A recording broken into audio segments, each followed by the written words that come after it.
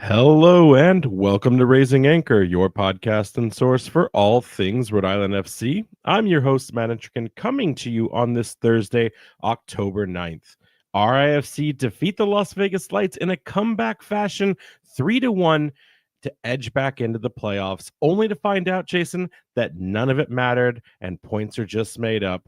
We're going to break down exactly what happened both on the pitch as well as what happened off the pitch a little bit later in this show before Carlos from RBLR joins us to preview the Tampa Bay Rowdies and everything that's going to be exciting about this final game in front of home fans this weekend at Centerville Bank Stadium.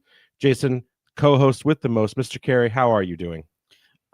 Doing great. I'm confused. Wait, did the game master Drew Carey just take all my points away? Was my skit not good enough? I don't understand. The points are made up. This is weird. The points are made up and nothing matters in between. I'm pretty sure I was there. I mean, a lot of fans were there, and there was some confusion. There was some spectacles along the way.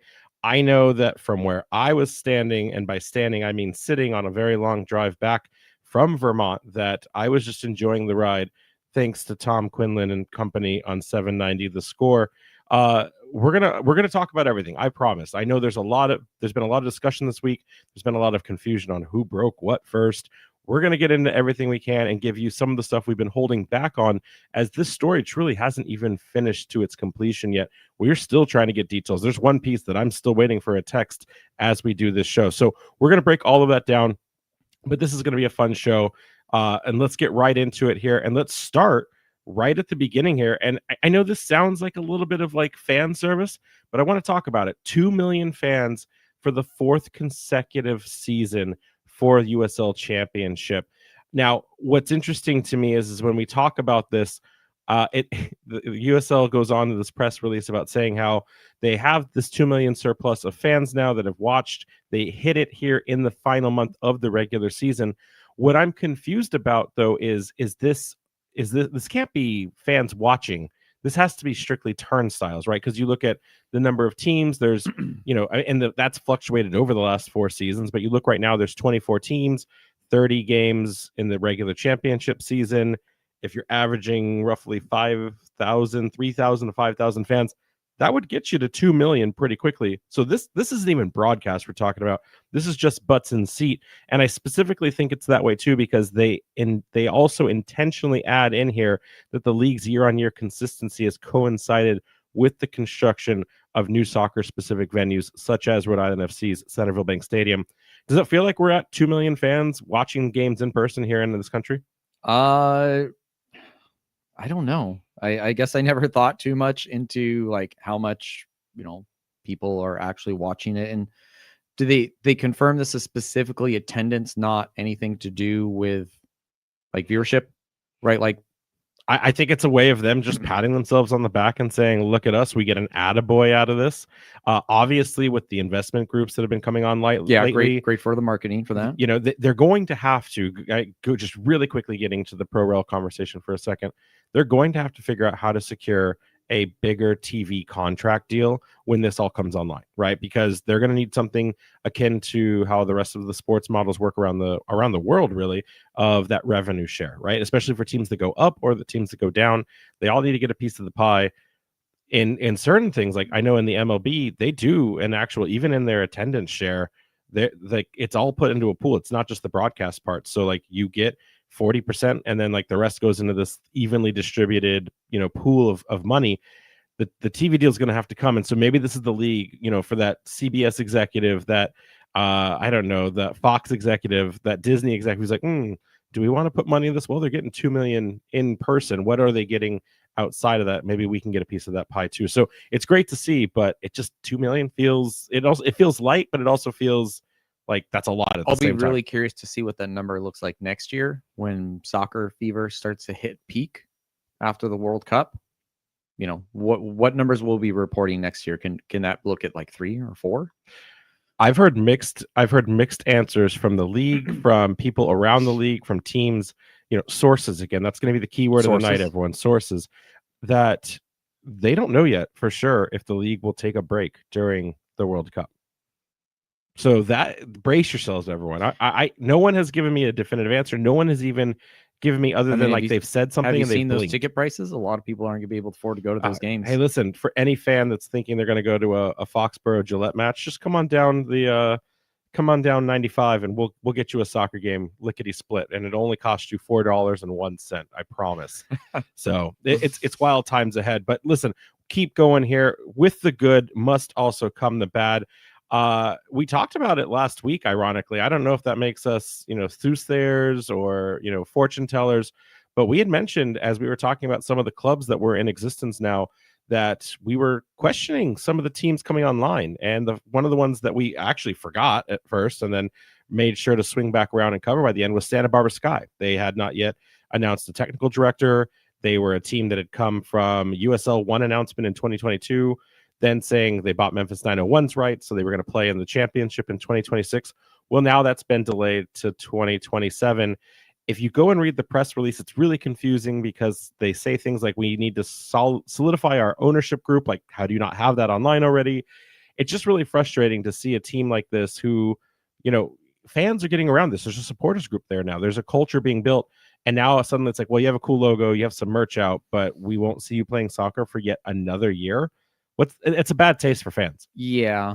I totally forgot about 805s. They don't sell those out here, but it is unfortunate. I mean, we had to go through a similar thing, but we also just decided to play in another stadium. I don't know what the details in particular, what's holding them back. If it's a stadium, is there something you can do similar to what we did? Just go have a trial run where you don't have to worry about a stadium. You just have to make sure the product itself runs, and you're almost running in increments, right? You're not going full steam ahead. You're like, all right, this year we're just going to get the foundation going in terms of the team and the infrastructure of the actual unit of the team. But next year we'll have the add that layer and construct of like running a stadium. But do you think that's the right way to go about this? Because obviously the league needs to build hype and publicity around these markets that basically are penciling contracts that say we would like to do business with you and we see a path forward to having your sport here in our city, our town, whatnot. But like, this now reminds me, like, Brooklyn failed to get online last year. Now it's Santa Barbara Sky. Brooklyn still doesn't have a technical team on the men's side. Sporting Jacks is like completely invested in their women's game. I still feel like either one of those teams aren't going to make it. And then listener Zach, by the way, thank you for calling us out on this in your email. Zach mentioned, and I don't know if he's an RIFC fan or if but he's very adamant that we forgot Ozark United. Who? I didn't even remember which team they played. We actually met them, which is funny. And crazy enough, like it's so weird when we met the Ozark United ownership group, not Zach. Yeah, no, not Zach. Yeah, sorry. We met the Ozark United ownership group. They were at the stadium. Crazy enough, they knew who we were, which is so wild to me sometimes. Like, wait, what? Like, people outside of the RIFC sphere? As far as I'm concerned, this was one of the owners who may listen to us and like, what about me? Listen, Ozark United, get your act together. You have a really, again, akin to everything else, you have a really good social platform. You're updating, but like, what's that next step? Like, they have plans. They have a whole map that they want to build for a stadium complex, mixed residential. I love it.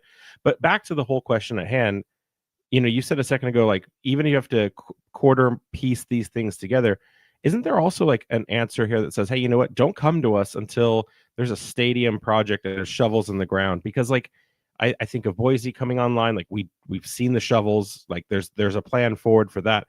Does the league need to stop getting because like it's almost doing more damage than good at this point? I see what you mean. We had a conversation with Leo on Discord about this, and I think to a certain extent it feels like they're just throwing darts at a wall and just trying to see what sticks in regards to, they want the infrastructure there to have a pyramid system, right? Exactly how many teams do you need to build that pyramid? No one knows at this point. And I think that it's also somewhat of a crapshoot in regards to whether or not some of these teams will even be viable. There's probably weird little tiny markets that could actually be crazy soccer fans and we just don't know about it. And they're trying to go through that and just see what they can get going. I mean, there's World Cup fever coming up. Soccer is going to hit maximum, peak interest, at least for the time being. And how can USL use that in their favor to then move into a, pyramid system with pro rail coming. I don't know, but like I can't even talk anymore. These need to stop happening. Like if we know a team's coming online, I'm fine with the nomenclature. I'm fine with the wordage of like, we're interested in this market, we're gonna see what happens. But to say like soccer is arriving at New Orleans and then it never manifests, it's just, do we just have to take all of these with a grain of salt and say, oh, it'd be great if there was a soccer team there? I will, pay attention to your career with great interest. But at that point, if it doesn't happen, it doesn't happen. Just execute Order 66 and you move on. All right, Jason, we got to move on as well. Bad news. We're going from from bad to worse here, and we got to talk about it. There's a new Jägermeister Cup champion, and I know what you're talking about. And it's a team that we don't want to have to acknowledge, but Hartford Athletic go and do the unthinkable, beating Sacramento Republic at home to Sacramento, away out in California, and they get the job done, lifting as the first ever championship side to lift the Jägermeister Cup in front of 12 traveling fans and a very angry and confused group of Sacramento Republic fans. Listen, I'm going to give the flowers to Hartford. We talked about this, Jason. We said that for this rivalry to exist and to flourish, Hartford has to be good. We just didn't realize how good they would be. They're now in home playoff contention. They've won hardware now in this year. And just 6 months ago, they were once again the laughing stock of the league, of the conference. And one part, it's like, it's great to see it. On the second part, all I can help but think is, if we had just won that penalty shootout, none of this would have come to pass. Do we own any of the responsibility of not just Hartford's win in Jägermeister's success, but also this meteoric rise that they've now seen? Did we spark something in them? Did we awaken a sleeping beast? I wonder. I was kind of thinking, did we in a way create this monster? I mean, they were over there just minding their own business, floundering around, not being a serious club. And we show up and we just throw a bunch of vitriol at them and just kind of really start a rivalry. And we have some fiery games with them, and maybe that kind of lit a fire under them and got them to, like, they wake up every day with like pictures of RIFC on the wall and they're like throwing darts at it or something, to like, they're fueled by that hatred. It keeps them going and like makes them actually play good soccer, as opposed to, the nonsense that they were doing previously. Anthony Siaha went on USL All Access last week with Devin Kerr. He said something, he gets fired up for all of his matches. He views them as going to war, but did say that specifically Rhode Island trashing on his team, trashing on his state, kind of put an additional level of spark in his belly.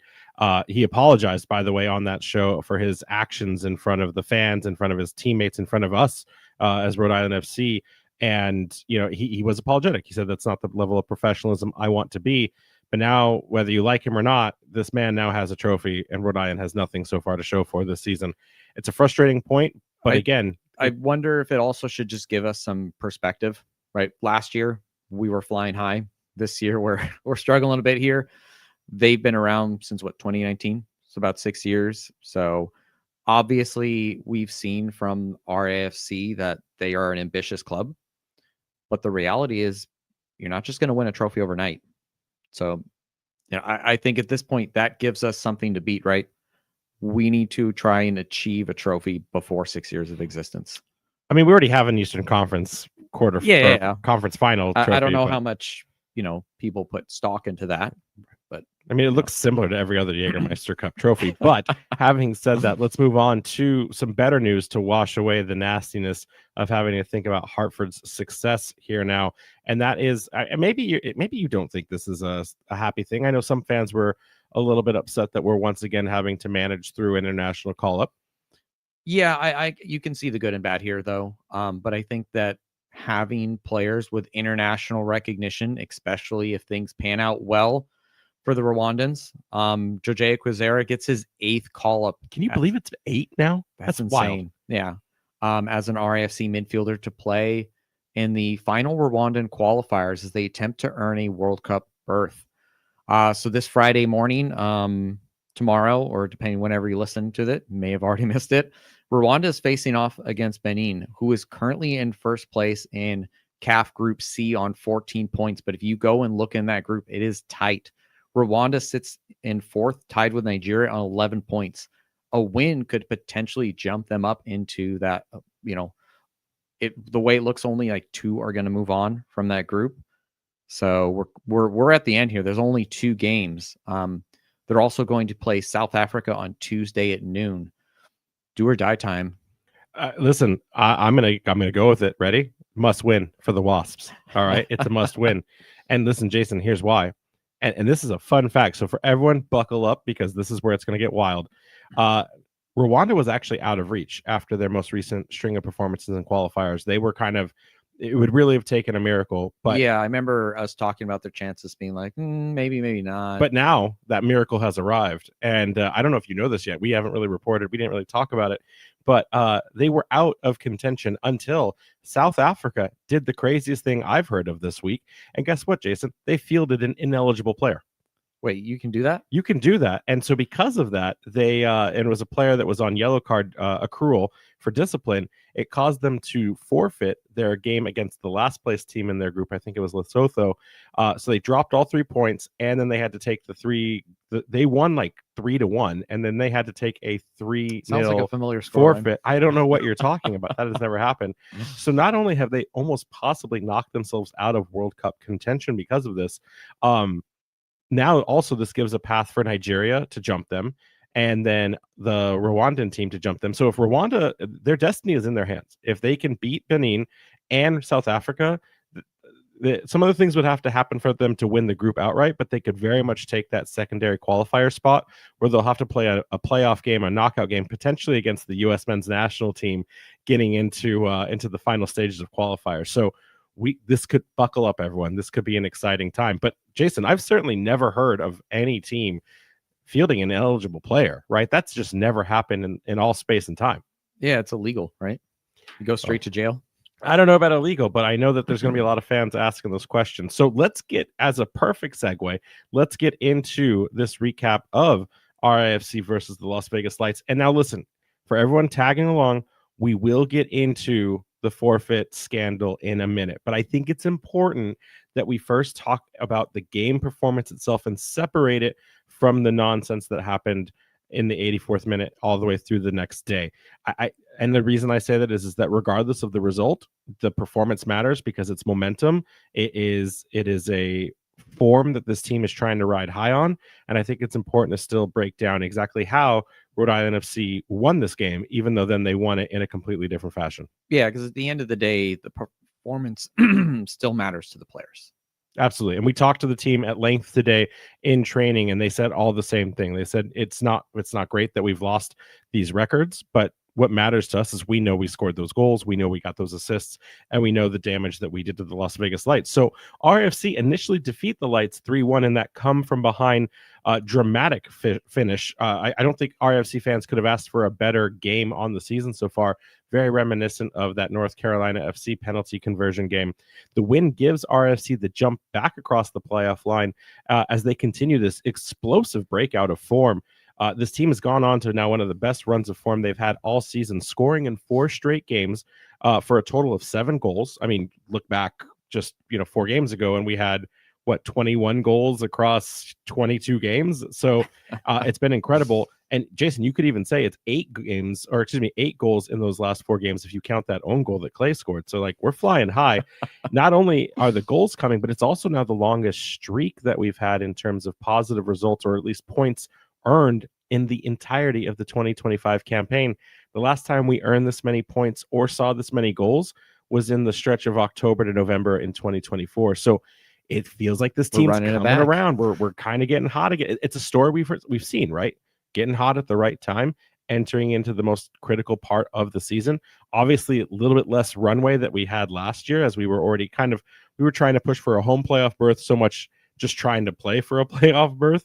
But this suddenly feels like, here we go in these last 3 matches. Is the hope alive again? Maybe.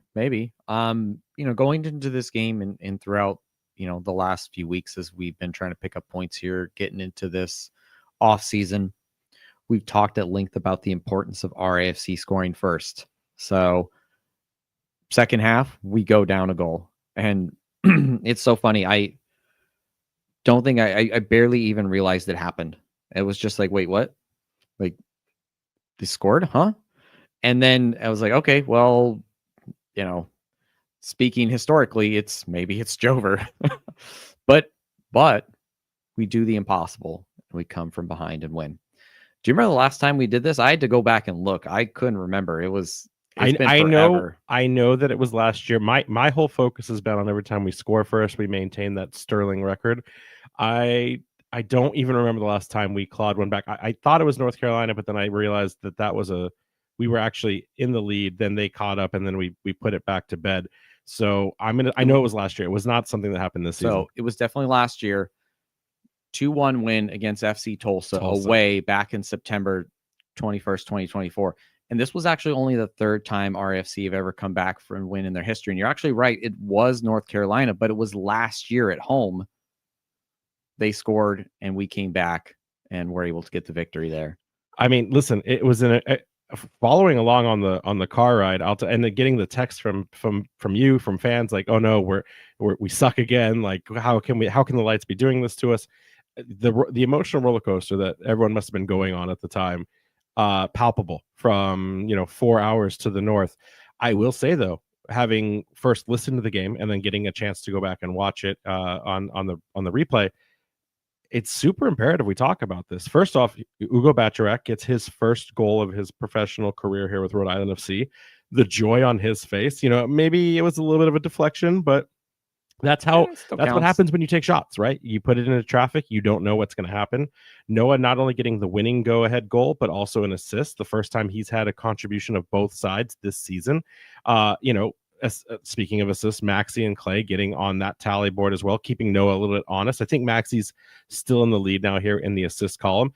And then most impressively, like, it's almost like you didn't need to do it, but JJ Williams taking the ball, like running it to the out of touch line. Like one of those FIFA games where you're clearly so much better than your opponent and you're just toying with them. And then like edging it towards the box and then just shooting it as hard as you could into the top of the net, and then just running off and basically stripping and giving a show in a different kind of way. I mean, if confidence was currency, they are now the vault is full, the bank is full, and they need to start spending those coins, because it was like this team in return. It just felt so much like the vestige of 2024.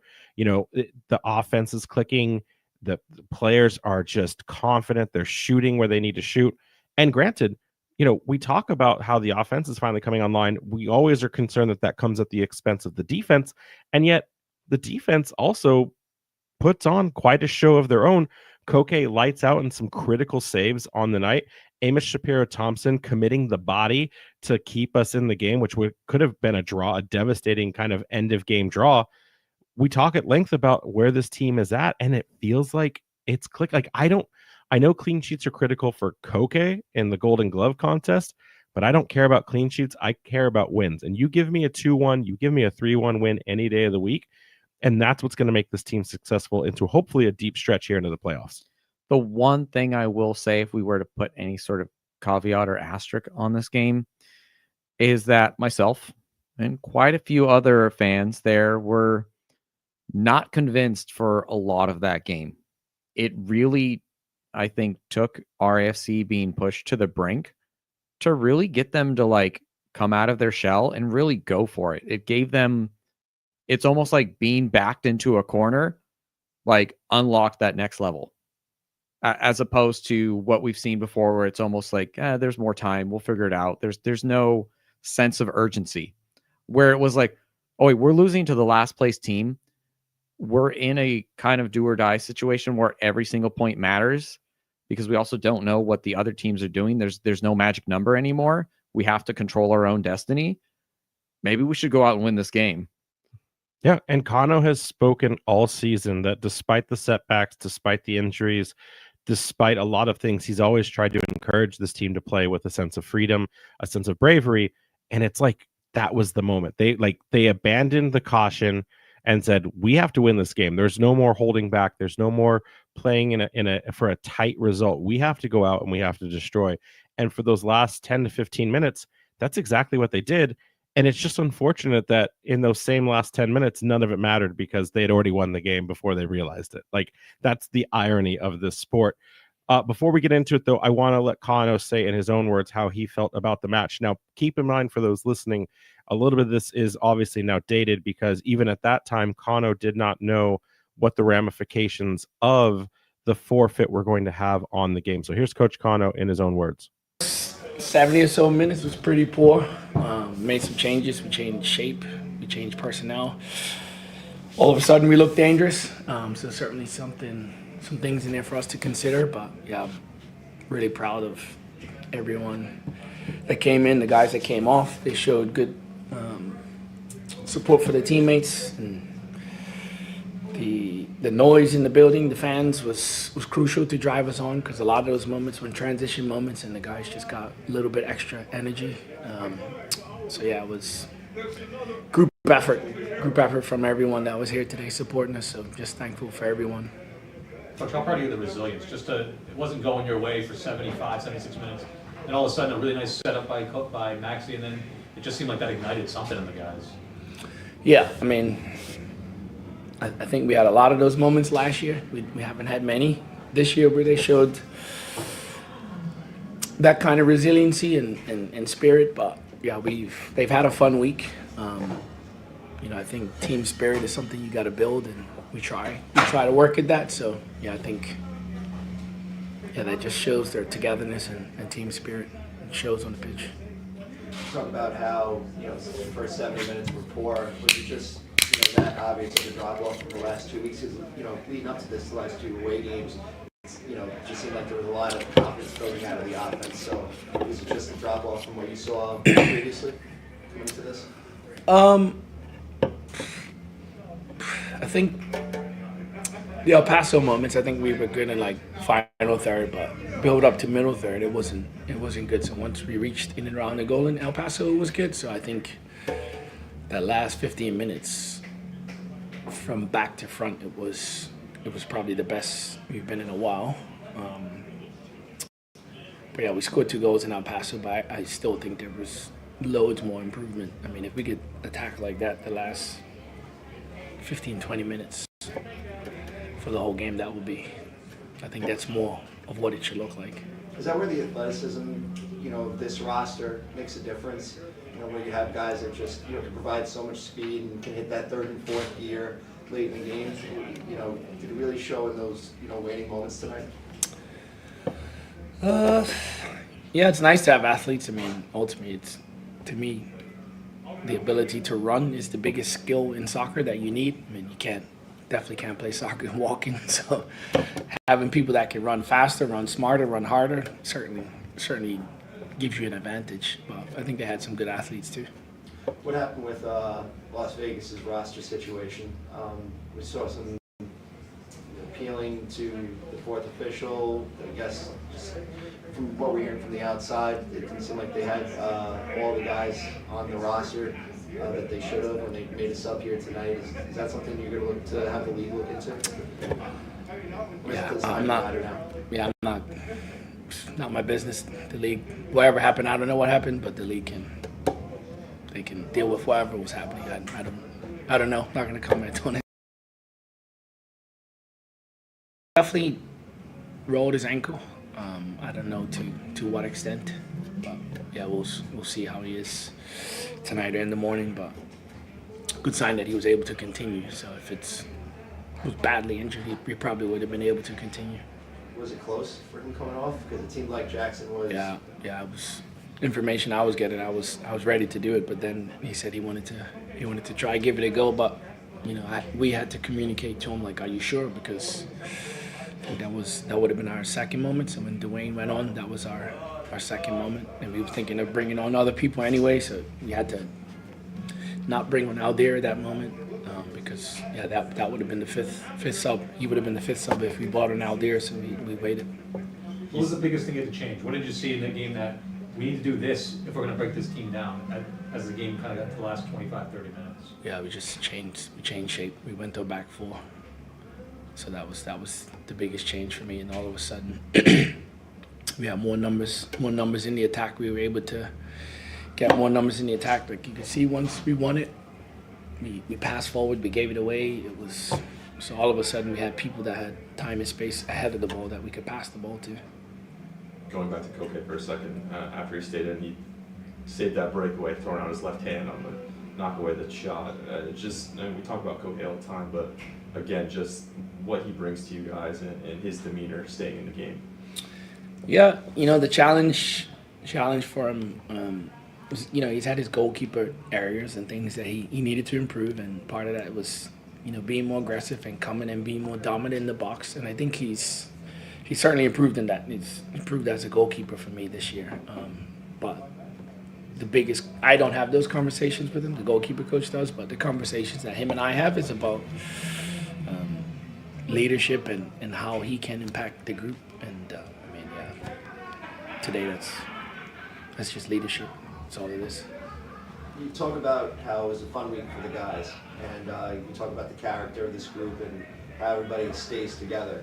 Who are the guys in your mind that stick out as like locker room leaders and have kept this, locker room together in a year where, guys could have broken off, back in June, July when things weren't going the way you wanted them to? I think all of them have their moments. I mean, for me, leadership is just not the armband. It's just not one person. It's not a leadership group. Like, we have a leadership group that I have appointed or they have selected. But I think it's all of them. But Grant does a lot behind the scenes. Mark Ybarra, Kevin Vang. The way I'll talk about him to the cows come home, but how he is in practice every day. He's fighting. He's crawling. He's scratching. He's kicking, and he doesn't get any minutes. But once the guy that doesn't get many minutes does that, what excuses anybody else has? And he shows up every single day for his teammates. So nobody else has an excuse.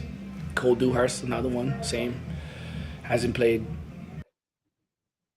So that is Cano Smith talking about leadership. Interesting there. I don't know if you've been following along, but the team has been trying to identify who are the future coaches in the crop of players, who are the ones that are going to carry on for the rest of their careers as a continuation into leadership and coaching. Kevin Vang, by the way, and Grant Stoneman are the two that have been kind of earmarked by the team as future coaches. So maybe we see Coach Stoneman here in a RIFC Amber and Blue in the near future. Kevin Vang, if he's going to end up being the director of the Bayside Academy at some point, that's inevitable. That's as guaranteed as breathing air. But Cano said a lot of things there.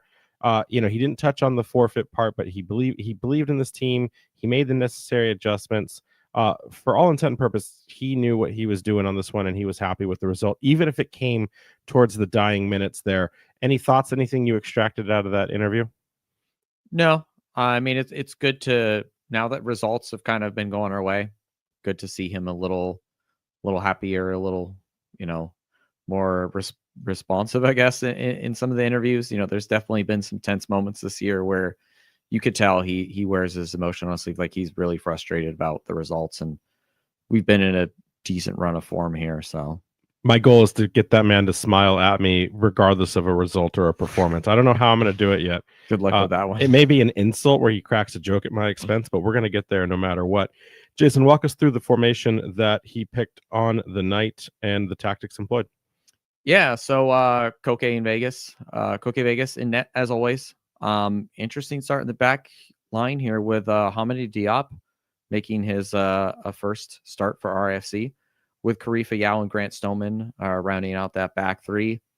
Clay Holstead out on the right with Ugo Bacharach shifting into the midfield there, playing kind of a pivot there right next to Zach Hervo and Jose Quizera out on the left, with a front three of Chico, JJ Williams, and Noah Fuson. So yeah, you could kind of draw a line there through Hamadi, Hugo, and Chico, where kind of interesting selections in regards to how the game panned out. Yeah, I mean, like you said, Diop gets his first start. We were literally questioning on the Discord before the game, how many minutes would he actually get this year? Would he get sizable minutes, or would he kind of be a project for next season? Obviously, Cano's left-footed unicorn now getting into the starting 11.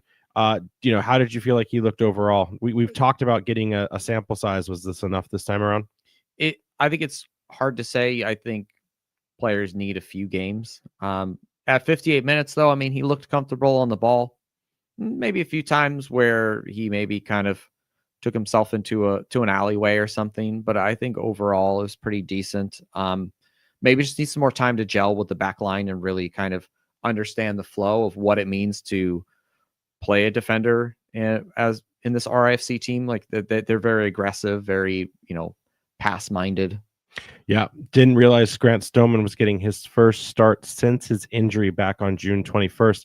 I feel like he's been in this team's DNA over these last handful of games. Weird to see that he didn't actually have a start in that time, just being more of a rotation player. Want to talk specifically Bacharach looking good in the double pivot, really good. I mean, we've talked about his passing skills, his ball dribbling skills. He really seems comfortable in that center midfielder role, even though he himself in his interview with us said that he wanted to be more of a center back. But I want to ask you specifically here, no Frank Nadarse in the starting 11 or on the 18-man roster. He wasn't listed in the availability report as unavailable. We've talked at length about him, about Kano having to make tough decisions here. It looks like last week, Ame got the axe. This week, Frank's getting the axe. Is this going to be a set of musical hot seats or musical chairs, and we're just going to see who gets ousted each single week? I think so at this point. With the majority of the squad healthy, we have like 400 center backs and 500 midfielders. So they're going to have to play musical chairs here for a bit. And I think at this point, because it's do or die time in the season, whoever's performing the best is going to get the looks. And some people, unfortunately, are going to kind of be left out on the pine there. Yeah, and I was also a little interested at the time with Chico's selection. At the time of seeing the roster, I was like, okay, well, AST maybe isn't available, Maxi's not available, Joe Brito's not available, Dwayne's not available. So I was like, who do you play there? Chico feels right, but then you see the actual lineup, and you're like, well, wait a second, Maxi will be there, AST will be making an appearance, Joe Brito not so much, and it's like, okay, did Chico get the start because he was the healthiest, or does Kano seen some level of faith restored in the Cameroonian and finding a way for him to be an important contributor to the attack? It's tough to see. Like, Chico, averages the most amount of shots, I think, on target for this team. But the problem is that they're on target. They're not ultimately goals. So maybe he was trying to kind of change up the attack a bit there. Maybe give some of the other guys a little bit of rest coming off of some knocks. But then second half, you saw when he made those subs, we looked so much better that maybe some of these, starting line decisions that he made, like Ugo was fantastic as the pivot, but like Diop, sure, he's still young. Could you have put in a more experienced center back there? Chico has been pretty inconsistent this year. Did we just not respect Las Vegas Lights and think, he can go out there and bag a hat trick? Turns out that, despite not being a great team, the one thing that they can do really well is that their goalkeeper's pretty good. So they have some defensive qualities to them. They're not pushovers. He made the changes. The flow of the game changed and will look so much better. I don't know. Maybe he second guessed himself. And I think he'll look at that end of the match and look at the players who are on the pitch and think, those are my guys. Those are my guys. These are who I should be putting forward. Yeah, it'll be tough decisions going into this final game of the week, but need to get into the forfeit controversy. A lot of people already understand this or know it, but just kind of reading the official USL press release here for a second. It was reported by the USL that the Las Vegas forward Von Coville, who was not listed on the match day roster, entered the match in the 84th minute. As a result of fielding an ineligible player, RIFC were awarded a 3-0 victory per league rules, with all statistics registered now null and void. The sporting director for Las Vegas Lights went on to release a statement via social media and an update to fans about how it was an administrative error, a clerical error on their part, and that he owns it as not, he basically didn't proofread the documentation set over to Centerville Bank Stadium, as well as USL League official to like red hats and whatnot. And he took the blame for it. He said it wasn't acceptable. It was his mistake, and that he would put in actions to make sure that never happened again. It's not even the first time this season that that's happened. to a team within the USL pyramid. I think it happened in USL 1. I think we even may have had it happen 3 times, to be honest. Isn't this the second time it happened for Las Vegas? So, too? and then specifically to the Lights, it was a little bit different the last time. The Lights somehow fielded 12 players, where last year, getting right up into almost the playoffs, I think it was the last game of the season, maybe against New Mexico, for something like 90 seconds. The player that was supposed, because remember, when you sub off, if you're on the other side of the pitch, you're not supposed to walk or run over. You're supposed to just go out. And they didn't see the number, so they started going off. They were in a corner where it was not easy to count 11 players, I guess. And the game continued. And then because everyone was in a hurry because it was close to stoppage time. And then like 90 seconds later, they realized they had 12 people on the pitch. So I wonder whose job it is to just always count how many players are in a lineup at any given time. But so anyways, let's get into the story itself. So what does this mean, right? So we're at a 3-1. We're at a 3-1 victory. Now it's a 3-0. What everybody knows from this result is that the 3-0 is now the applied ending result, which improves our goal differential, because obviously it's better to have no goals scored against than 1, which improves our goal differential. Now, the only way that that goal differential will actually help us in any tiebreaker scenario, as of right now, would be if Pittsburgh dropped down to closer to our level, and then there was an opportunity for us to jump. For that to even happen, we have to win every single one of our games outright. Pittsburgh has to lose every single one of their matches. So it doesn't really give us any favors to jump towards like a 6th place position. Right now, when you look at the Tampa Bay Rowdies and Indy 11, they're 2 of the worst goals conceded teams in the league right now. So that doesn't matter. And then as for Detroit, the problem with the goal differentials, it's like the 5th tiebreaker. Yeah, and there's so many other things Detroit already has over us that it just won't come into play as an effect. So the argument was, Jason, for the sickos who can do all these tiebreakers, was why would we go after this then? Why would we strip these records and these accolades away from the players in a season that has been drought of goals? There's been very little offensive production. Why would we take one of our highest scoring matches off the books? And that's what's been the argument from everyone, is like, well, why would we do this? It doesn't make sense. At the time, and you saw Kano said, hey, it's a league thing. We found out today in Clarity at Training that it did come down ultimately to the league to make this decision. Now, early on Sunday night, I was alerted to it from multiple channels, but it had not been confirmed. So I spent the all day Monday talking to league officials. I talked to both teams in the Lights and the RIFC camp, as well as a couple other people who know the inner workings around the league. And they said, listen, as far as we're understanding this, the league's going to make the recommendation, but it comes down to the teams on how they want to move forward with this, as if it was a team decision. I don't know if that's necessarily true. It was never confirmed, because when you look at the standard, right, because that's what's important here, USL has to operate within a certain governance, and they can't start arbitrarily saying, we're going to apply the rules this time because it worked. Obviously, if Las Vegas had won this game, like flip the script here, if Las Vegas had won 3-1, nobody would be questioning this, right? Oh, absolutely, yeah. But because this was an actual better result for the goal scorers, but not being scored against, it makes a little bit of a gray area. We asked Kano directly today at training and said, hey, like, did you have any influence on this decision? Is this what you went and pursued? And he said, absolutely not. This was still a league decision. It came down from the league. I'm heartbroken for my team because they don't get those records now. They don't get those tie-in results. But he also said that, like, we're not going to pretend like it didn't happen, right? It's still something that very much is there. But to talk about what's been removed, it's not just goals and assists like everyone thinks. It's also minutes played and appearances. And while we will never find this out because the league and the teams keep this as a closely guarded secret, there can be incentive performance tie-ins on things like number of goals scored, number of assists contributed to, just appearances, so that you stay healthy. And now with all of that kind of off the table, we don't really know what's going on inside that ecosystem from an appearance perspective. Like, we don't really understand just exactly what happened with that.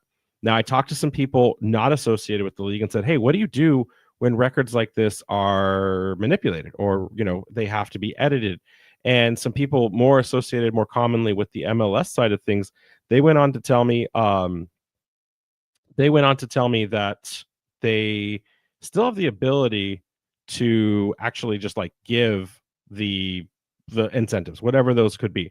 That could be, we will still recognize this, we'll still honor it. It's no big deal. We know that you scored them. So if there is any bonus tied into it, then that's not going to be a problem for the player. But from a stat line perspective for the rest of history, these things are all gone now. So Koke's clean sheet doesn't count. People were like, oh, Koke got the clean sheet. He didn't get the clean sheet because he never played the game. Hamady Diop doesn't have his first start with Rhode Island FC in his club history. Bacharak, are you gaslighting me? I'm not. I'm telling you, like, this is how it works now. Hugo Bacharak has not scored his first goal. I saw it happen. It didn't. And so as a result, it almost makes it like, is this worth it? Is this the kind of damage control that we want to experience? Because in reality, this is now where we're at. And it's an unfortunate place to be. Now, the only thing left that we don't know is discipline. I've heard from multiple camps. We talked to Clay Holstead today. He said discipline had not yet been confirmed. And like in his eyes, those cards stay in perpetuity. So when JJ Williams took his shirts off for celebrating, that still would necessarily apply. We don't know. We haven't gotten a clear ruling from the league or anyone. So that's still up in the air. But otherwise, it's all gone. All gone. I don't know. I don't know what the answer is, but I don't like this from a player's perspective, right? Goals are hard to come by. Like, soccer is a low-scoring game. We just took away 3 goals from, 3 separate players. There's assist records. Those can mean something at the end of a career. What if you were like, I'm at 199 goals in my career and I have like 1 ghost goal? You get the asterisk. That's how they tie it in. I mean, for all intent, Koke Vegas could be eliminated from the Golden Glove for this because he needed at least the 90 minutes to increase his goals against average. And now a bad result in any other direction. Yeah, I think this hurts his chances even more than him having a game with a goal against, because now there's just less minutes for that average. And at that point, we had mentioned we're not sure if there's any sort of constructs, but at this point, that's not going to count. So he's going to have so few games combined with his injury. I think there's no way he can kind of get at this point, even if he somehow pulled off 3 clean sheets to end the season. Agreed. So it's going to be a tough thing moving forward. It's great to have the result. It's great to have the goal differential, but it came at a cost that I don't think fans really want to see these players suffer through and pay for, but it doesn't impact them. They're going to take this momentum in, and it's going to be a perfect time to take it into this final game against the Tampa Bay Rowdies coming up this weekend. Now, I can't think, Jason, of a better time to introduce what looks like, as we're here on stage, it looks like we have a reporter coming live from the field in Tampa Bay somewhere. So I want to take the time really quickly to introduce the one and only Carlos from RBLR. Carlos, how are you doing, my friend? Matt, Jason, happy to chat with you guys. I'm currently in a car en route to headquarters, also known as my apartment. So sorry for the shaky camera. Heard you guys talking about the weird result and the forfeit game, like crazy stuff, classic USL world. I appreciate you calling me a reporter. I feel like that's a strong word. We don't normally get people on the road like this, so I just feel like you're boots on the ground, getting right to where the action's happening. Yeah, I mean, we can call it that. If boots on the ground means coming back from dinner, then I'm running with that for sure. But yeah, no, I'm happy to chat with you guys. Obviously love talking the Rowdies, repping RBLR Sports. It's our Tampa Bay sports coverage hotspot.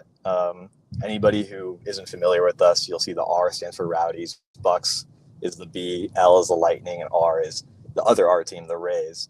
I'm sure we can jump into talking about the new Rowdies ownership and everything a little later on if you guys want to as well. So lots of fun stuff happening in RBLR sports world. I'll give ourselves a little plug here.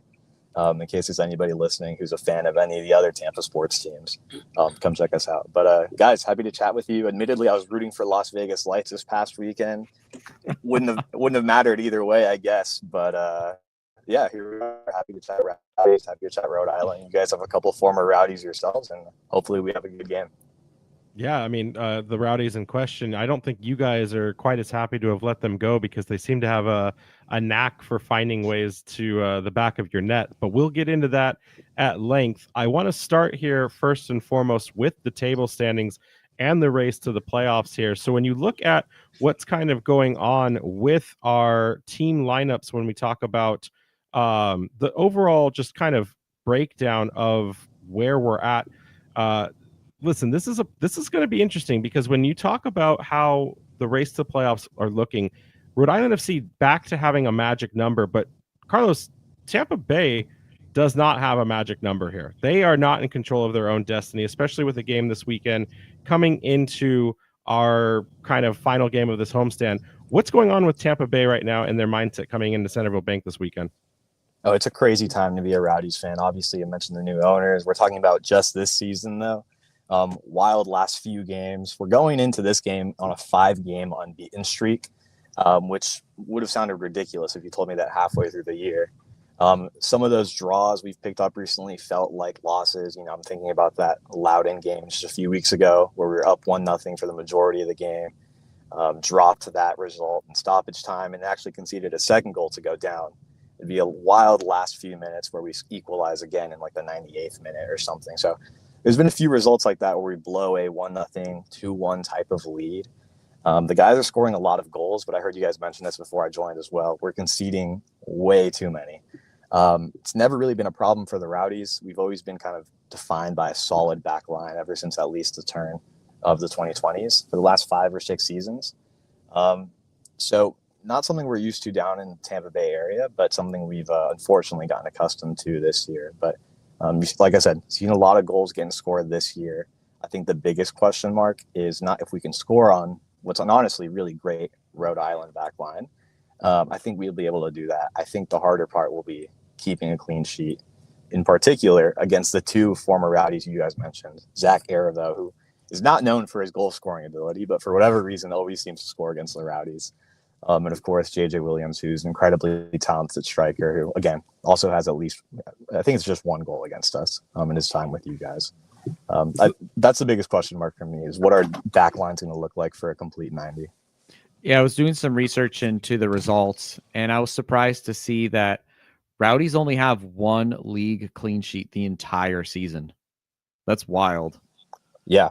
It was against a team you guys won't like too much, so maybe that's good news for you. It was against Hartford back in July at this point. Yeah, it was a 1-0 win back on July 16th, maybe. I'm on my phone, so I don't have my notes easily accessible to me. But it's been a while, as you can tell. So we got 2 clean sheets against them. I don't know what you're talking about. We got 2 0-0 draws, and somehow they won Jägermeister Cup because of it. So like we're fine. It's totally fine. Yeah. Wild times, by the way. Jägermeister Cup. Like I kind of love. Obviously, I know you guys aren't going to be a big fan of that, but I kind of love that a somewhat random team this year in Hartford just went all the way and won the whole thing. Like that's fun. I'm a big fan of the Jägermeister Cup. That's for another day.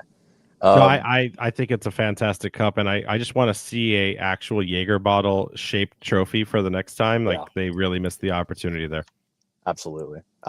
But yeah, no, like you said, first shutout since July, which again is the only league shutout. I think we had a shutout against Naples in the Open Cup. It's same month as well. I was at that game, great time. But again, we've had like good defensive performances, especially in these last 5 games. Like there's been a couple of moments where we have a sleepy start to the game and let in an easy goal, or play a solid 60, 70 minutes on the back line and then give up a, lapse in judgment type of goal on the back end. I'll mention Bill Hamid really quickly because obviously he's a big name who joined us recently. I wasn't super sure how that was going to work out, but veteran leadership, he settled in very quickly, and in the last few games has made some really, really great saves and helped us to shore up the back line a little bit. So I think he'll be a big X factor this weekend against a Rhode Island attack that seems to find the net, particularly in that last matchup against us. Do you think that was part of the reason why the Rowdies had such a tough start to this year? They lost veteran was Jordan Farr, right? And then you guys had that, I forget his name, the Argentinian kid you guys traded away to Miami. Campisi. And you know what? I really liked what he had to offer. He just came in and started really shaky. I don't know if you guys ever saw that, if you guys watch SportsCenter, the not top 10 moment that Nico Campisi had early on in the year. He like whiffed on a couple just really, really simple passes to, from the back line back to him. Made some really silly mistakes that kind of threw him down into the bench before he really could even settle in. So I think that wasn't helpful because then Bondre, our backup goalie, had to take over the starting role for the majority of the year. He was still kind of settling in. didn't really have a ton of starts under his professional belt either. So, yeah, I would definitely attribute some of that to that for sure. It's just there's a lot of change. We can talk about the coaching changes throughout the year as well. I mean, it's been a wild season for the Yeah, Tampa so Bay Rowdies. let's get into the coaching changes to start things off. I mean, the Rowdies, as when we came into the league, were this perennial team, like always skirting around the top four, up there with the names and the ilk of like Louisville City.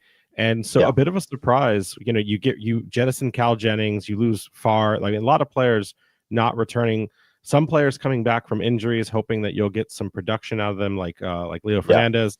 But the season starts, and for the first time I can ever remember since I've been following the league the year before we came online, the Rowdies are just in a disaster drill. They're towards the bottom of the table almost immediately. So much so that like Robbie Nielsen, I think, was the first coach sacked of the season. If he wasn't the first, he was right behind whoever got let go first. 4 games. Yeah. This is a team where, again, like we've seen player or coaches like Gavin Glinton from Oakland Roots get a longer leash. We've seen coaches like Monterey Bay FC. I mean, the whole sporting director team at Monterey Bay is now gone because they failed to make the playoffs. But like, I don't think this decision made a lot of sense to outsiders. Was the Robbie Nielsen writing on the wall from last season, and maybe someone not following the Rowdies kind of caught those warning signs maybe in the 2024 campaign? I think there was, I mean, maybe writings on the wall is a good way to describe it. Last year was his first full season, obviously. And he was just okay, right? I think it took him a long time to settle into the world of USL, which for someone who's played their entire life in Europe, in Scotland, in his case, it's a learning curve. I mean, the travel, the weird roster regulations, the international, so it's just kind of a lot to pick up. And I think it took him a lot longer than some other folks. It was just okay. I mean, he snuck into the playoffs with a really, really, really good roster. And I think a lot of people weren't happy about that. But in my head, I'm willing to give him another year at least, right? After his first season, I think there's a big learning curve, like I said.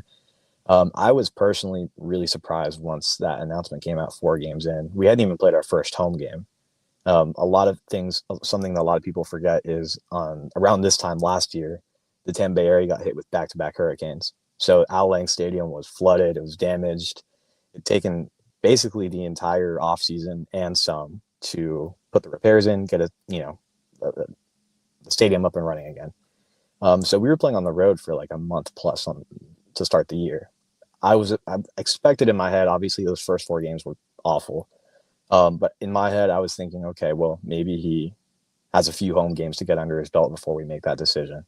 But no, couldn't tell you why it happened. I'm sure there's, discussions on the inside that were happening after just the first couple of games, or maybe after last season, they were talking about how long that leash would be. But initially, certainly surprising. And I think surprising is still a good word for it today. I mean, 4 games into the year, all away games, I think there would have been a longer leash, but it's all kind of speculation, right? There's not really anything that came out about why that decision was made, frankly, so early. If Mark Briggs hadn't been the first coach sacked of the season, was there any rumors you heard about a potential reuniting with Neil Collins and having him return to the Rowdies? That would have been awesome. I mean, that would have been my first preference. I mean, you today, like, you still hear fans talking about it on social media at the stadium or whatever. It's like people who aren't really in tune with the USL world are like, oh, let's just go get Neil Collins back, right? He's not coaching anymore in Europe. There's a lot of chatter even today. If you go to the Facebook, groups or the comments for the Rowdies about people wanting to bring back Neil Collins and Cal Jennings of the world. Like, I wouldn't have been surprised. I think Neil loves this area. I mean, he's a great Tampa Bay Rowdy. He very much loves this area. So who knows? It would have probably been in the cards, but like you said, maybe the timing didn't work out. What is Rowdies legend Sam Allardyce doing? That's a good question. Who knows? Well, why not? Give him a call. Well, hey, listen, I mean, you got to at least wait a full season under now new head coach. It's Dominic Casiato from Union Omaha, right? He's the one that made the move up from Union. Exactly. And important for fans to know, this is Joe Brito's head coach from his time with the Owls. This man has gotten just about every single award you can get down in USL1. So a great pickup to bring a coach. I mean, we talk about elevating coaches into the next level. We talk about promotion, relegation. Sometimes these coaches also need to get their flowers. I know it's been a mixed bag. And I know also, Carlos, when we last saw Tampa Bay, I think we're playing them while they were under interim manager Steve Coleman, while in between the two camps. So this is the first time we're going to see Dom in action. What's been the overall kind of, let's call it, overall opinion of him so far as he's inherited a team that he's had to dig pretty far out of in terms of the hole that they set for themselves this season? Yeah. I will say one thing about Steve Coleman, by the way. Super glad he's still on the coaching staff. I think he's going to be he by all accounts continues to be a great leader in the locker room. I think he did a great job, by the way, with the limited, time he had to adjust to a head coaching role, just getting thrown into that role for the first time in his career in a new country with a new club and a new league. Like, he held it on as well as he could. That being said, I'm glad Casciato's here.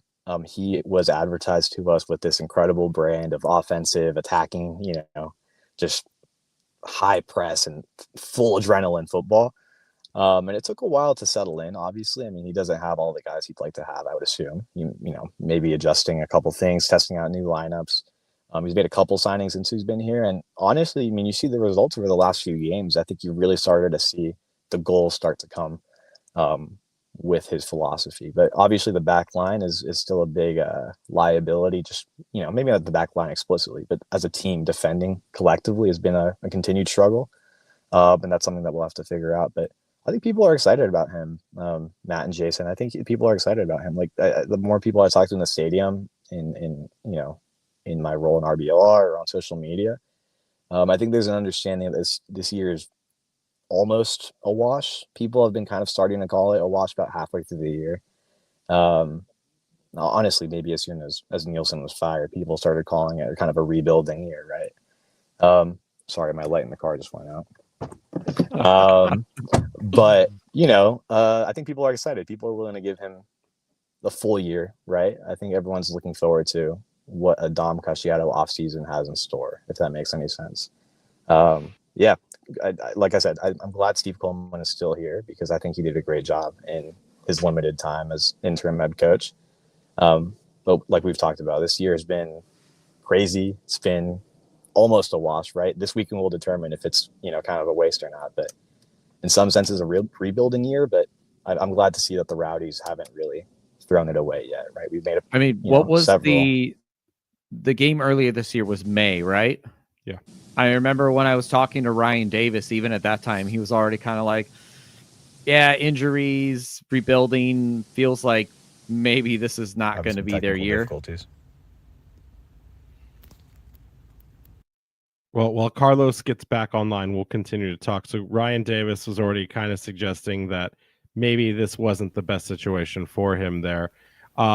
Interestingly enough, when you look at where this was from this team moving on to it, Jason, like, I've watched a few of these games now, and tactically they seem like they're in a position where they are beneficial to not changing a lot. Like, you can tell there's an emphasis to try to draw out some potential out of certain players, but formationally not a lot has changed, because I don't think that they really have the roster depth to move into whatever Dom's next vision of this team is. It's not that USL teams can't go out and make acquisitions and buy for other groups, but sometimes the unfortunate reality is you're just stuck with what you have for the season. So kind of going back through it with Carlos here, asking, has Dom been able to really add in to this team's composition this season when it comes to what players he has to work with? Like, has he been able to widely change the tactics, or has it just been trying to draw out more from the players he has available? Yeah, sorry, I don't know why I cut out there for a second. But I think you started to see him, after a few games, you started to see the high press, the high energy kind of play he likes. We've signed, since he's been here, we signed several folks to kind of reinforce the attack. Luis Alvarez being one of them. He was I think we're calling it record transfer fee from League One to the championship. Charlie Sharp came in. He was from the Toronto 2 squad. a striker who hasn't really done a ton yet. Juan Carlos Azócar, the Venezuelan attacking mid striker who's been playing right wing back for us for some reason. Like, sure. There's been a few signings. We can talk about right wing back conversions all day, my friend. It's been a journey. Passius has actually been putting up some pretty good numbers later on in the season here. He looked kind of threatening earlier on in the year, but wasn't actually getting any kind of end product there. Yeah. He's been, my thing with Woobins is that he's got incredible talent, right? You see it, like he can take guys on one-on-one and find those random angles to finish. And he leads the team in goal scoring. I think he has 12 league goals on the year. But it could be a lot more, right? Like if he's just a little more composed, he could have had multiple goal games. I think back to the Loudoun game where he had 2 chances right at the end of the matchup to put it away. And he just kind of, shot it high and wide. It's unfortunate that he kind of started to find some rhythm over the last few games because he got called up to the Haitian national team, which obviously congrats to him. But in what's certainly the biggest game of the year this weekend, we'll be without him. We know that all too well with Jose Quizera. Right. Yeah. So, I mean, like I said, I think Dom's done a great job kind of implementing his attacking, high press style. And it's exciting to watch if you're a fan. It's kind of it's kind of a rush. It's a roller coaster. If you're a Rowdies fan, you're scoring 3 goals and still tying games. But, it is what it is. It's a process. I'm excited to have him for next year. But like you said, I think he's starting to get some good offensive attack, even with the guys that were here earlier this year. It's easy to say that with us being in the playoff line, but, RIFC have struggled to score this year. And there's times where we're like, I'd rather see a 3-2 game, even if maybe we're the 2. It's just... Yeah, there is long periods of time where there's just no goals being scored. Yeah, and you know what? Like we were struggling offensively earlier on in the year, so at least we can say where we're in the games, right? If we're losing, I guess they're exciting games. I'd like to see the 3 points, but at least we can say they're more exciting than the 1-0 or 2-0 or, God forbid, 0-0. This season has been insane, Matt and Jason. Like I'm thinking about that Orlando City Open Cup 5-0 loss. That just haunts me to this day. And it, by all accounts, the worst loss in the modern era. I'm not sure there'll be a game that tops that. Like we're past that, right? I don't think we're going back to that. We have just 6 games this season, Carlos, where we've scored multiple goals in the championship. So, well, there's a stat I missed then. So I guess I'll tell you my prediction for this game later on, but it feels right based on that. So I appreciate you throwing that in there. So let's get into some of the technicals of this matchup. First and foremost, ref assignments. Jeremy Shear went and looked at his calls of matches. He's been pretty consistent across the board this year amongst the championship refs. We've seen some, favorability is the wrong word to use, Jason, because it then makes it sound like he's on our payroll, but he's governed some games that have gone our way. I'll leave it at that. So not the worst ref in the world. Max Smith and Stephen Milhone will be our assistant refs. And then 4th official Kyle Averill will be in the mix on the line, getting chewed out by Kano and Dom accordingly. In terms of availability here, kind of getting into this for a second, this one's interesting because when you look at it from an RFC perspective, I'm going to list the players that were not available last week, and then I'll get to the ones that I know for sure. So Rio Hope Gunn still questionable. Saw him at practice this week. He looked fine. Will Meyer still questionable. Saw him at full sprint doing goalkeeper training. I could not see Joe Brito from where they had positioned media during practice. They're like ants that far away, and I couldn't see him amongst the group. And the way they do training now and media, they get us there before, so we don't really get to watch the team practice. We get our interviews and then we get out. Can't give away the secrets anymore. It's a little, I can't get the reports I need to get. Jose Quizera obviously will be out on international duty. And then Carlos, I'm going to tap you in here. We talked a little bit ahead of the pod, and you've got some names that you think may not be available, or maybe they will. Do you want to run us through maybe some of your assumptions here with this squad for the Rowdies? Yeah, those first 2 guys, Leo Fernandez is obviously club legend, incredible midfielder, incredible attacking mid, former USL MVP. He's been on and off throughout the year, mostly off, unfortunately. He'd been coming back from a pretty serious injury and has been out for, like I said, majority of the year. Played a couple of games this season. Is so close to 200 appearances for this club. I think he's 4 games shy, so it's really, really unfortunate that he's not going to hit that this year. He almost certainly is not going to be available in this one unless there's some shock last second. Hopefully he comes back next year. I'd love to see him hit 200, be the first Rowdies player to do that. Pacific Youngabire, same thing. He has been out for a majority of the year. Exciting, explosive right wing back that can really change games. It's been it's been incredibly unfortunate to have him as a backup, some depth coming off the bench. Lewis Hilton, he's been playing some games recently. He'd been on and off in practice as well. I wouldn't expect him to be available in this one. He's been out for the last few games. The midfield has been doing okay without him, but certainly missing him. And of course, Rubens Pasillas, the striker, who's on international duty for Haiti. Deep in the bench, unfortunately. I don't think we're going to see him get any playing time for Haiti, but I would hope we get to see him get at least a couple minutes. Let's say what Rowdy's player was playing for Haiti this weekend for sure. And then Jason, walk us through the roster as we understand what maybe Kano will be setting up here with these additional changes he has to compensate for. Yeah, our roster prediction here, guaranteed to be wrong. Koke Vegas and net. We think we're going to get a similar back line here again with Grant Stoneman, Karifa Yao, and the return of Hamidi Diop. It seems that coach really believes in him, sees that he is a future starter for this team. So I think he might get some more minutes here. That midfield, Clay Holstad, Hugo Bacharach, Zach Harivo, and Aldair Sanchez, I think is going to show up because Jose Quazera is on international duty there. And then probably a unchanged front three again there. Give Chico another chance with JJ Williams and Noah Fuson up top. Yeah, I think the Hamidi Diop experiment has to continue at this point. Kano needs to really solidify his starting 11 for the remainder of these games. And if he thinks Diop is a part of that journey, barring any defender playing his brains out in practice, in and out up until game day, like I just don't see these players not getting their starts, as it's really critical to get that dynamic gelled going into a deep playoff run. The Sanchez one makes sense to me. Where I'm really still questionable is the Chico experiment. Yeah, right. Like you have Amos Shapiro Thompson now returning to health, so if he's able to size minutes, there's no reason why he shouldn't be able to. And then same thing with Maxi Rodriguez. Like, do we see him come back into the fray? It's hard to tell. I don't see why not. Now, Carlos, I couldn't build a slide in time. Do you want to walk everyone through what you think will be the setup for Tampa, or do you need me to read it and then confirm it since you're mobile right now? No, I'll give you what I'm thinking off the dome. Correct me if I'm wrong. I think you have some notes alongside you. We'll probably see Bill Hamid in net. He's been getting the start for the last few games. Like I said, making incredible saves, really pulling out vintage Bill Hamid. By the way, I think his story is fascinating. I think it gets overlooked that he played a full season in just random USL League 2 and NPSL squads around the DMV area in Virginia.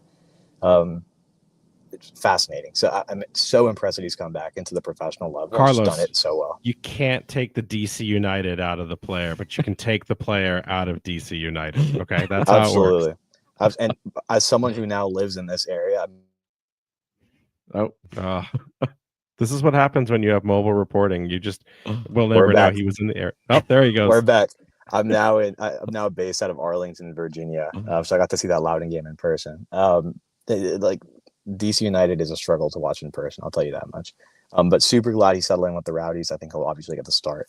Your center back has been a back three situation with 2 wing backs. It's been Forrest Lasso, Aaron Guillen, and then we've rotated in either Wyke, Castellanos, or Van Kaziel. Wyke has been the regular starter over the last several games. Van Kaziel had to come in and get the start this past weekend as Wyke had a yellow card suspension. Van Kaziel played out of his mind. If it's not broken, then don't try to fix it. Yeah. Van Kaziel had a really, really great game at center back. I think you keep him in. Although Wyke is incredible talent, I think you have to keep Van Kaziel in after such a great game.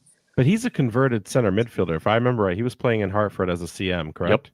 He is peak utility player. I mean, he's played right wing back for us. He's played center mid for us. He played in like an attacking mid kind of role. He was even like a striker for 2 minutes at some point this year. I mean, the guy's been everywhere. You were talking about right wing back conversions. That guy was playing right wing back for at least 3 or 4 games. He's incredible, and I think his defensive skill set is really what makes him a great player. So he played incredible at center back last game. I think you get him starting this weekend as well. Making your way out right at the right wing back spot, you'll have Juan Carlos Azócar again. Not someone who I expected to be out there. Again, I thought he was a striker or an attacking mid, but he's playing out there and he's doing it okay. Blake Bodley at the left wing back spot, super explosive. Great to have him playing over there consistently again. In the midfield, without Lewis Hilton, you're going to have Crisostomo and Luis Alvarez. The question mark for me is in the attack. Again, we're going to be without Rubens Pasillas. You're going to have Arteaga up top. You're going to have to throw in another either striker or slot in another type of attacking midfield. We've had Paul Marie playing in the attack recently, so he'll be just behind Arteaga. But my question is whether we throw in another striker or if we play with, an additional attacking mid. I think that's up in the air. For now, I'm going to say we throw in Charlie Sharp as your second striker because we've been running with a 2-striker formation for most of the year. I'm not sure he's going to want to change too much, but maybe you get Luis Alvarez slotting in there as kind of a second striker. It's not really a striker, more of an attacking mid. So jury's out on that, but that's vaguely what that's going to look like on Saturday. No, you got it spot on. No notes for your notes there. I love me some Blake Bodley. I'm always impressed when we line up. He always seems to give 110% effort. Curious, can we get an update on where Nick Moon is? Because he has been a threat from time to time. Is he now in a rotational position with the squad, or is he kind of been pushed to the sidelines under Dom? So he made his way back to the field this past week against Monterey Bay. He'd been injured and he'd been out for several weeks in a row. Don't have a number off the top of my head. So he's back playing. I would assume he stays in more of a depth role right now. Since I assume he's coming back from injury still, probably needs to get back to 100%. But he's incredible. I'm sad that we haven't seen Blake Bodley and Nick Moon at their full potential together in the right wing back pairing, or in the wing back pairing that was so explosive in San Diego. But he's there. So I'm hoping he can, provide a good 20 or 30 minutes of explosiveness on that right side that I don't think Juan Carlos Azócar has in his arsenal. But glad to have him back. We'll see what that looks like on Saturday. So then let's talk about the big storylines here. First and foremost, and I asked RIFC this earlier today, Tampa Bay is coming in a very deadly scenario where if they lose, I believe, and I tried to do the mathematics here, but they're out of the playoffs. They're done. Yeah.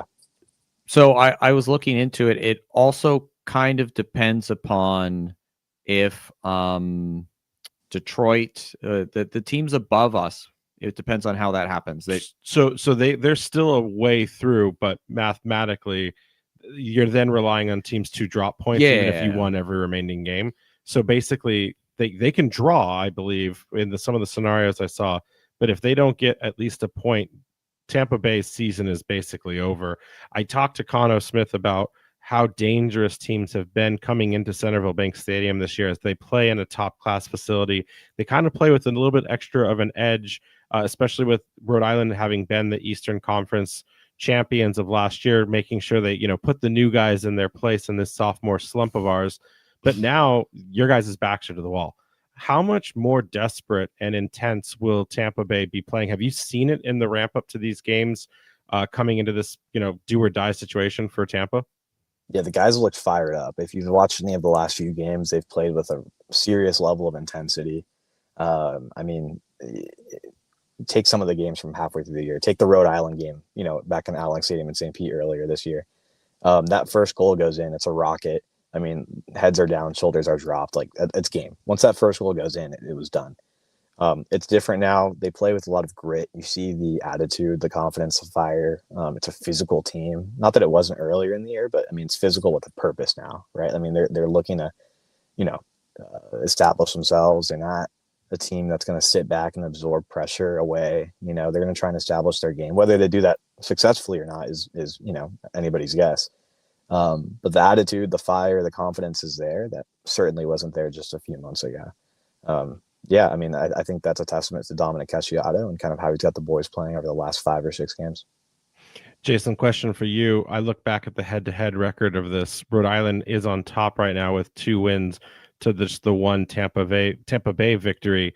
But when you combine and look at all of the goals scored across this, there's been 12 goals in 3 head-to-head appearances. There's no game that escapes without a significant multi-goal contribution from one team, kind of dominating the other usually. right now, looking at this run of form, Tampa Bay and Rhode Island are odd, like they're very oddly matched in consistency, both on killer runs of form, getting points in all 5 of their last matches, respectively. Tampa Bay is on a tear with 15 goals scored in their last 5. Rhode Island FC having scored 7, something we haven't done all season, coming out of the last 4 matches specifically. I look at this, is history doomed to repeat itself? Are we going to see a goals galore in front of fans here in the fan appreciation match? And if so, which side will it come from? Or could we see both teams just slugging it out with each other here? I think we could be in for a bit of goals galore, but not so much a blowout, more of a kind of a shootout in a sense of like you look at the Tampa Bay Rowdies and they average something like 1.44 goals per game, but they also let in 1.57 goals per game. So they're not keeping it clean. They're going out there, they're scoring goals, but they're giving some in. And that's kind of has really been their struggle this year, where they have no problem going out there scoring goals left and right. But the problem is, like Carlos said, like keeping those clean sheets and turning those results into win, or like really closing out games. I think that'll be the struggle. I think this game has goals in it. I don't think it'll be a blowout. This is not going to be another 3-0. This is, this'll. So it's going to be an 8-1 goals galore. Is that I what don't know, saying? a 2-2, a 2, at least like out worst case scenario, maybe a 2-1. I don't know if I see this 1-0 because I see them scoring on us. So, Carlos, the question we have for you is, we know that Rhode Island FC has struggled to find first half performance success. This team has been very much a second half goal scoring. Defensively, we've been solid all season, but it really comes towards the later half of matches to put games away or just to get on the scoreboard. Where has Tampa's attack mostly found success when you look at one half versus the other? Where's the tempo in this team right now? Yeah, we've started slow in a lot of games this year. Even on this back half where we're talking about, better performances, it's coming from, coming back from down 1-0, and drawing 1-1 or drawing 2-2, or even winning, 2-1. One of our better performances of the year. This is, sound kind of silly because it was a loss, but I went to the game in Louisville against obviously a team that's, I think, the class of the league right now. They go up 2-0, and Rowdies put in the best 70 minutes after that. We concede 2 goals early on and then play a great game after that. That's happened a lot this year. So it's been a little bit different in these last 5 games. There's certainly been, in that Birmingham game that we came back to win pretty decisively, we conceded the first goal. And there's probably another one in there I'm forgetting off the top of my head. But we've had to kind of come back from, a 1-0 goal many times this year. You've seen it generally seen us play better in the second half, but I think in these last few games, you've seen us kind of come out a lot quicker. Obviously last week we scored 4 goals and we get that first goal pretty early on, but there was really, really, really good looking opportunities, like 3 times 10 minutes into the game. I think it's a different attitude in this Rowdies team. So yeah, certainly better in the second half, but I think that's changing slowly this year. Would you say that Dom's emphasis is on trying to shore up that back line, or at this point is he just punching drunk and saying, you're going to let a goal in, so just score more than the other team? Well, I mean, we're not making any. It's not like we're testing new guys or anything or changing anything defensively, right? I think it's surely. I mean, he's definitely trying to shore things up on in the back line, but it's not with any new personnel changes or any new adjustments in the back. It's the same guys just starting to play a little bit better and maybe finding a good connection with the guys in the midfield in front of them, the team maybe collectively defending a bit better. It sounds like I'm, crapping on Juan Carlos Escocar. I love the guy. He's not super impressive defensively. He's had some moments for the last few games in the right wing back spot that have left us a bit exposed. I think collectively overall the team's defending a bit better, but it's nothing on the back line that we're changing too dramatically. Scoring a lot more goals. So yeah, that's his philosophy. I mean, that's what he did in Union Omaha. That's why they were the highest scorers in the League One. Some of those while he games was were there. wild. So I mean, that's a philosophy he brought to the Rowdies. And like you said, I think if there's almost an expectation that we concede at least a goal, we got to go score 2 or 3, right? Yeah, for those that don't know, Union Omaha is basically the Louisville of USL One up until this season, when surprise he leaves them for the Tampa Bay job. So, I want to get into tactics. I want to get into how do each of these teams respectively win these matches. Jason, let's start with you. What's your opinion? You've watched some of the tape. You've heard what Carlos has had to say. How does RIFC get all 3 points and ruin all of the Tampa Bay St. Pete region's hopes and desires for a playoff run this season? I think we need to limit Mr. Arteaga's chances. He does like to score against us. Maybe not so much earlier this year, but last year he did, even against the win away. And I went back and actually rewatched some of that game while we did win 3-1. A little closer than actually the scoreline would tell you. They had a lot of chances that they just kind of didn't put away there. We do need to be careful of this becoming a shootout, because at the end of the day, we are not going to outscore them, but we do need to score goals. And I think we really need to take advantage of the fact that they are a slow first half team. Dom has really thrived through the middle of the season, and towards the end, it's starting to change, but he makes changes throughout the matches to really kind of fine tune the team. But if RFC can get ahead early, get a goal or two, really put the pressure on them, maybe to come out their shell, and then get those opportunities while they're really going for it, because this is their season on the line as well. Hopefully maybe get another goal or two there and kind of, get the lead. Carlos, how does Tampa Bay do the impossible and defeat all of the 10,000 fans strong that we watching this game in Pawtucket this weekend? Yeah, I mean, like I said, the attitude's going to be there. The fire's going to be there. I think it's just going to come down to execution. The team offensively has been playing great ball. Obviously, without Woobs Pasillas, that might be a little bit more complicated. We'll see how who fills in, who slots in, who's going to step up. Obviously, you pointed out Arteaga, Jason. And you're right to do so. He's the second leading goal scorer on the squad this year. He's been inconsistent. He's been off and on. He said, you could tell he's just been kind of slow, right, throughout the year. But he's had moments and he's found his rhythm recently. I think it's just going to be a matter of capitalizing on what I think will be a limited amount of opportunities that we get. It's no secret that the reason you guys are in the playoff spot is because of a really great defensive structure. I want to say it's third best back line statistically right now, behind Louisville and Sacramento, maybe. I saw this earlier this week. Yeah, we're actually better than the Charleston Battery, and Charleston has locked second place away for 6 weeks now. So exactly, the stats just don't make sense how we're this good defensively, yet we're in 8th place. Exactly, yeah. And like I said, without Pasillas, who's been the leading goal scorer, I'm not expecting this to be a shootout. I think we're expecting a 1-goal game on my end.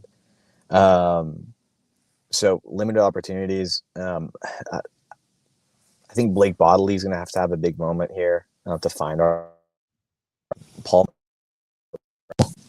I don't know if you've caught any of the Rowdies games this year, especially in the last few weeks. Paul Murray has been a revelation. I thought he was going to be a backline guy, a wingback kind of guy, but again, this has been the Rowdies this year, putting guys in places I just wouldn't expect, and they're kind of starting to find a rhythm. He came into the squad and he immediately found fire. I think he's already the third leading goal scorer on the team, and he's been here for 5 weeks, maybe.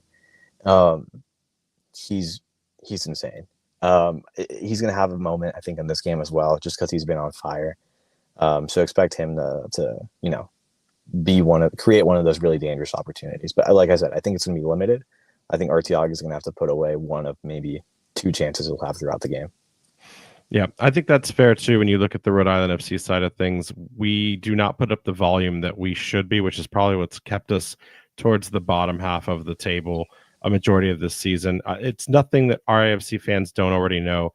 This team is better in transition. They're better in the counter. I've noticed with Tampa Bay that there's a tendency to overcommit numbers for the overlap, whether it's on the wings or central. And I've seen them get punished a little bit more often when they're caught in transition and they're not able to settle their defensive line. But that's a story that a lot of teams suffer through. RFC just seems to be better at taking advantage of that when they get the opportunity. They need to be really comfortable with shooting like they demonstrated in that freak low XG game where we got those 3 goals from wonder strikes. But the reality is I think this is going to come down to bench depth here. I mean, we saw this example against Las Vegas where the players that came on the pitch really helped transform the game from, 70-ish minutes of no goal production to suddenly scoring 3 goals in the course of the final 20-ish minutes. I really think that Kano's going to have to look for weapons off the bench to change whatever the tactics Dom is setting up here for this game. I'm looking for that front line, though, of Noah, JJ, and insert, whoever that third player is to really be able to harass the back line. And I think, Jason, we've said this all year. It's not a story that's ever going to go away. You score first with this Rhode Island FC team, and they just can't be broken down after that. So they got to go after it first, whether that comes in the first half or the second, and then just put on one of those defensive masterclass. This game's going to go one of 2 ways, gentlemen. It's either going to be a goals galore, 5-5 match, or it's going to be a 1-0 on one side or the other. I just don't see this one at this late of the season. I just don't. Both these teams are playing for too much here in one of these final games. And again, with Tampa, if this goes south for them, they're playing their final 2 home games for really nothing to show for. While if we, don't get what we want, we've got a very hard road assignment with North Carolina and New Mexico United, who have just recently clinched their playoff berth here in the Western Conference. The fans have a decision. They're saying 67% believe that Rhode Island FC will secure the win, while 29% believe the Rowdies will get the job done, and just 4% of us have faith that these teams will just have a really nice time against each other. I'll ask for predictions, guaranteed to be wrong. Carlos, you're the guest of honor. What do you got? I'm leaning towards the low scoring side of things. Like we talked about, the Rhode Island back line is really incredible. They're missing one of my favorite players in Rio Hope Gunn, by the way. I have to give him a shout out because he's a Georgetown alum, local to the area over here. Love that guy, Georgetown national champ in 2019. And they're still incredible defensively, right? The Rowdies have been kind of on fire in the last few games. So I think we're going to find them the goal at least. I don't know. I don't know how, but it's going to happen. It's more of a optimistic kind of outlook. I think your back line's really, really going to be hard to break down. So like I said, we're going to need 1 or 2 good chances, and Arteaga's going to have to put away one of them and be clinical about it, because it's not something he's been great at this year. But like I said, last few games of the year, we're going to have to find it. I think 1-0 is where I'm leaning. Jason, what do you got? I'm thinking here probably 2-1 RIFC. I think that from what we saw last week against Vegas, the game that never happened, there's still a lot of question marks in regards to, like we brought up earlier, like the intensity was not there from the beginning. And until I can see that right off the bat, I don't know if I trust this team to, put up a 2-0 comprehensive victory. I think that they still have that fire in them. They'll get backed into our corner again and realize, no, we need to do this. And I think that the offense will flow, and I think they can get those 2 goals to get the victory. I just don't think we're there yet for a full 90 of that. I agree to a certain extent. I think that right now performance and form are hand in hand, and with JJ and Noah both scoring goals in a time of desperate need, I think that's going to continue to give them fuel to find more goals here in these final stretch of games. So if they can both deliver a big performance, even if it comes a little bit later in the match, I don't see why this can't be a solid and composed RIFC win. But that means they have to keep Tampa Bay's offense in check for maybe a majority of the game. So lots to play for. It will be very interesting as this game does kick off now. And this is important for your side of this, Carlos. So I want to be really clear. This game is actually at 7 p.m. Eastern time. This is a updated schedule and kickoff time. I think the earliest ones had this match at like 4 p.m. I swear I checked game. it like last week and it said 4 p.m. and you told me, and I just checked this, and then they update it. This game is at 7 p.m. So important for everyone that wants to be watching this game and following along for all the action. You can watch it on Nessun Plus if you're regionally here in New England, or of course ESPN Plus. And then for home listeners, if you're not going to this final game for the regular season, you can listen along on WPRO 790 The Score.